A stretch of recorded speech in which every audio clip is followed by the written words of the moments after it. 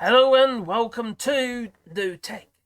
Well, I scour the deepest corners of the web to share with you the articles that are not, quite frankly, shared with you. Well, this particular article is in McKinsey Sustainability. I quite like this website. They write some quite good articles, although this one is a little bit on the long side, so please bear with me and watch to the end. Oh, okay. Because we're all learning, aren't we? So delivering the climate technologies needed for net zero. Remember the promises of 2050 by Alexander Boris de Pfeffel Johnson and his ilk. Well, quite frankly, I don't think they're ever going to get there. No. Well, this one was published, on the 18th of April, this month, 2022. Yeah, 2022, this year. Oh, it's only the 22nd. It's only 4 days old. But you probably haven't seen it, no. Well, developing and deploying climate technologies is critical for the world's net zero agenda. The growth, it could await businesses willing to innovate quickly and, collaborate across value chains. If we don't have collaboration, nothing will happen. Nothing will change, no. It involves our collaboration too. While reaching net zero emissions will require an immense effort to invent, refine, and deploy climate technologies. Those expressly intended to accelerate decarbonisation. Now, research suggests, for example, that annual production of clean hydrogen, a low carbon energy carrier, which would need to increase more than sevenfold for the world to hit zero by 2050. The global capacity of long duration energy storage, which supports the use of renewable, energy. But it must increase by a factor of 400. Puts it into perspective, wouldn't you say? That's by 2040. Well, to help the power sector achieve net zero by that year, according to one study. Already we see tens families of climate tens families of climate technologies as critical to meeting the net zero challenge, and we expect others to emerge or exhibit. And a demand for them that swells. People want to do the right thing on the whole. It's governments that are holding us back. The companies will have opportunities to create significant value while helping to curtail emissions. Well, the environment crisis could be a massive cash cow. Solar panels, solar hot water, for instance, heat pumps, etc., etc. All these, technologies. It's the future. Well, McKinsey analysis suggests that in a scenario where the world reaches net zero by 2050, capital spending on equipment and infrastructure with relatively low emissions intensity, it would average around 6 trillion a year.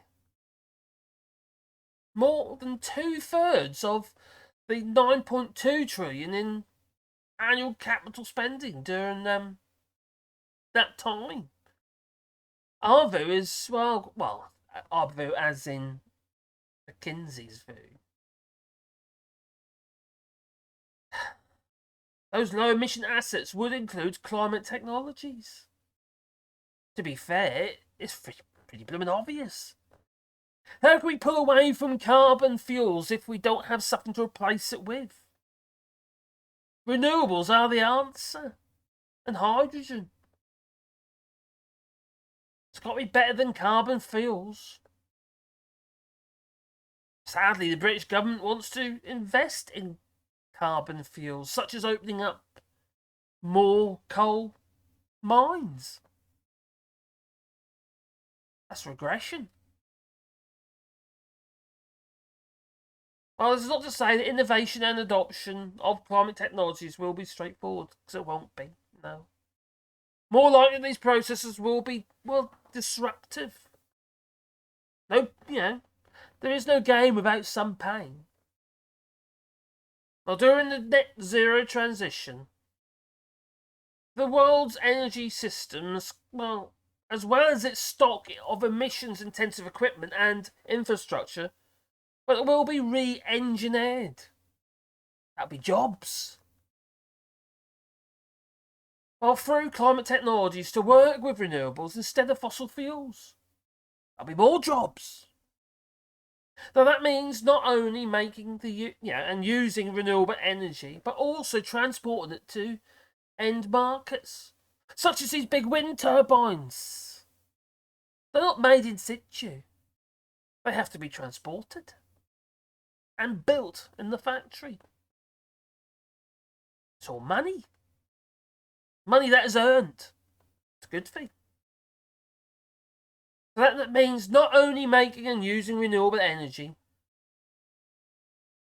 No. It's also going to be, well, during net zero transition, the world's energy system as well as its stock emissions. We're going to be moving away from fossil fuels. We're going to have to. That means not only making and using renewable energy, but also transportation to its end markets for production centres, such as sunny regions that generate solar power inexpensively. Now I, for one, have solar panels. We have about 7 kilowatts here of solar panels. So we kind of, we're semi-off-grid. It makes sense. Saves money. And obviously good for the environment.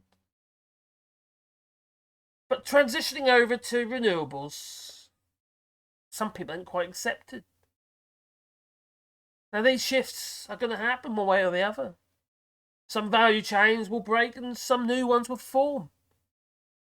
For instance, some people lose their jobs in the oil industry. But they will get new jobs in up-and-coming markets such as solar installation and development, what have you. There'll be jobs, there'll be new jobs to replace the old jobs. I know it'll be hard and some people feel the pain, but we all have to make a change. If we don't, we're in dire straits, we are. As these shifts happen, some value chains will break and some will form anew. So there's a negative and a positive. But we have no choice. We are in a pretty dire situation in this government. It doesn't want to accept that now. Now, innovation must also accelerate. For most climate technologies, costs are declining too.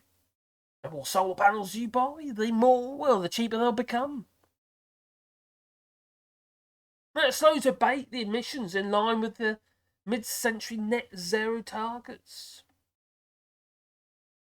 Now, breaking the cost curve will require an unorthodox approaches to development, integration and scaling of technology, including a degree of collaboration seldom seen for other types of technologies. You have one company, it'll be making the solar panels, and then another company will be making the inverters, and there'll be another company making the cables, the MC4s. There'll be work for everybody. You just have to embrace it. For too long we've been afraid of change. But we have no choice. We have to make a change. Now, our experience working with hundreds of climate tech companies, is what McKinsey is saying, and value chain participants suggests that effective organisations recognise these fundamental aspects of climate technology realm. Well, climate technologies are highly independent. Competing in this interdependent markets requires cooperation across value chains and industrial ecosystems. And powerful first move advantages can be gained through risk taking and bold action. Can't make an omelette without breaking some eggs. We need to take a closer look at these considerations and how leaders can respond to them. But sadly, some leaders are just interested in the sound bites, not in reality. They just want your vote. They want to tell you what you want to hear. Sometimes what we need to hear is difficult and worrying and painful.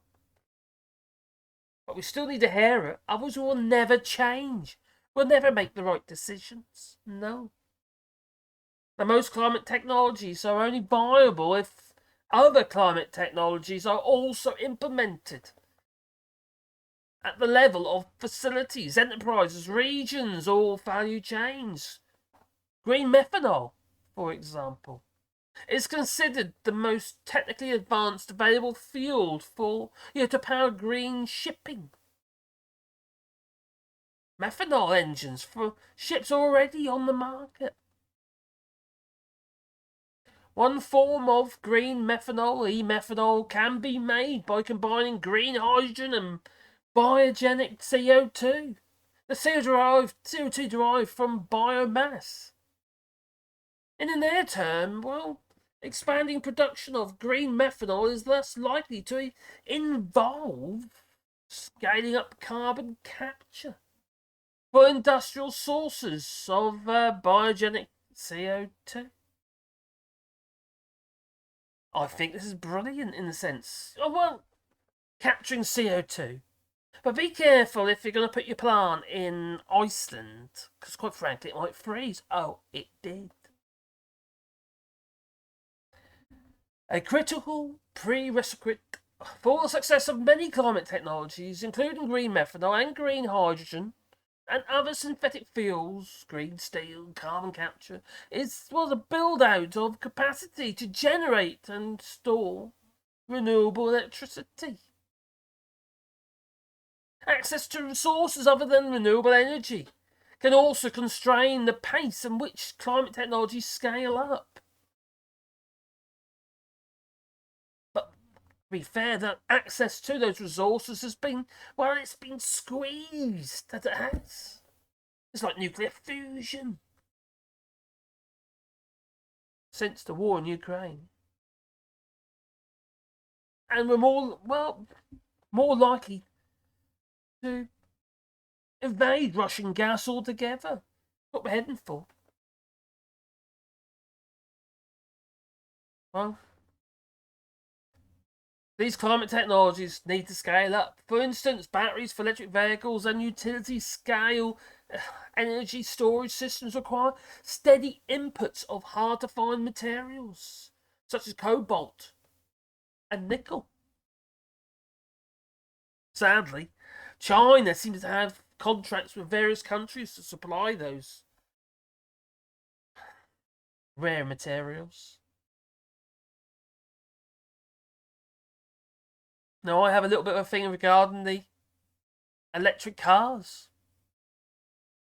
It's a direction we have to take. But many countries are unlikely to be ready. The sudden draw of electricity all at once when you get home from work will be too much for any infrastructure, national grid, to be able to sustain if we're all plugging in our EV cars.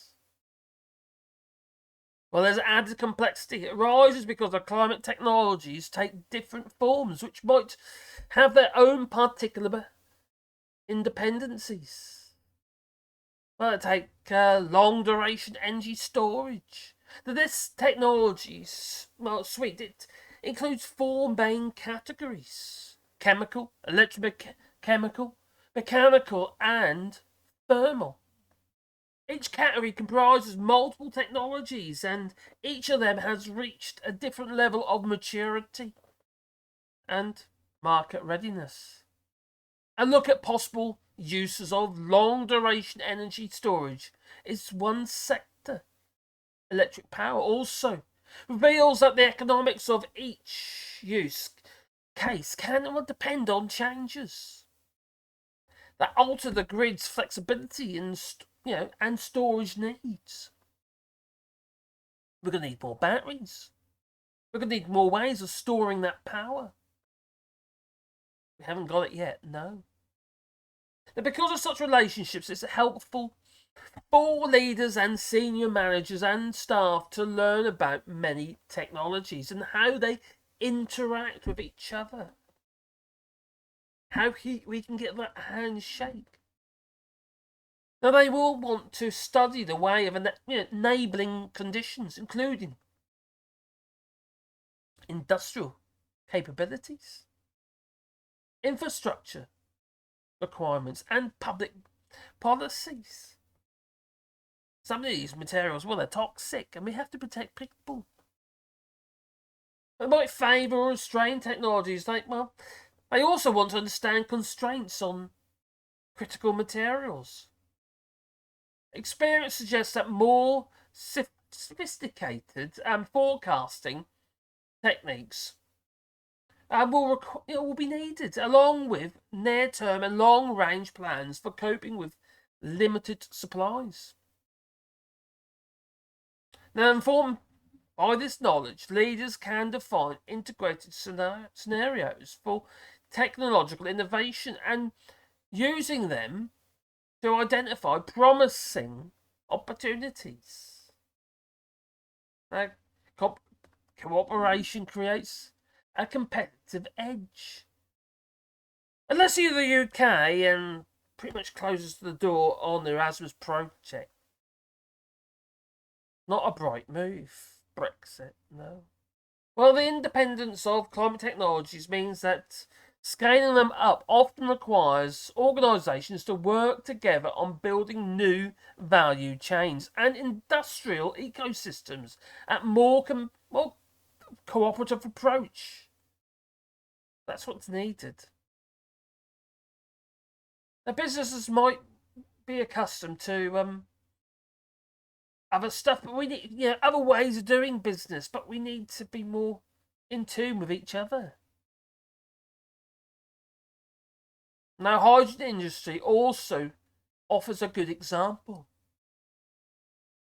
Now, a report by the Hydrogen Council and McKinsey notes that the 520 projects representing 160 billion of investment have been announced, and that an additional 540 billion of investment would probably be needed to achieve a net zero by 2050. The report also explains that high demand of hydrogen and that will encourage organisations to invest in infrastructure and production capacity. It's a transition. Yet, demand will reach a mass scale only when infrastructure and production capacity are in place to make low-cost, clean hydrogen. Now, to stimulate action, the Council is facilitating coordination among prospective suppliers and buyers of hydrogen, as well as ecosystem players such as financial institutions. Seeking low-emission projects to invest in, and governments which might consider offering incentives or guaranteeing hydrogen offtake to support new industry. This is a massive opportunity for everybody, but they don't grasp it with both hands. No, they just give it lip service to, satisfy some people, but not the mass need that we need. We need to go global with this. It needs to be wholesale. It's no good just tickling around the edges. Oh, no. It needs to be more intense. We need to be almost forced to remove our dependency on carbon fuels. But we also need a hand from the government to be able to do so. Otherwise, well, we're going to be in a catch-22 situation. We'll have the want, but not the means to be able to do. Because it's expensive. I know. For us, for instance, we installed our solar hot water. We installed our solar panels for electricity and wind turbines, etc. But nothing's free. You have to put your money where your mouth is and hope it'll pay you back. Even if it doesn't, at least I can say, that we are around 70% self-sufficient for energy, regarding electricity, that is. Not many people can say that. No. What if we could? We would make a huge difference to a dire situation. Anyway, you tell me what you think. Do you think the situation is dire? Because I do. But also, we'd be kind and click like and subscribe and maybe hit the bell icon. Because then you get a warm fuzzy feeling in your pocket every time I upload another video. And I hope you'd be excited about that. I hope so. Anyway, I suppose I better go because it's now, well, it's nearly 2:30 in the morning. And I'm still making videos. Oh dear, no wonder I'm tired. Probably sit in my eyes. So, I'm going to say ta-ta. Please comment down below.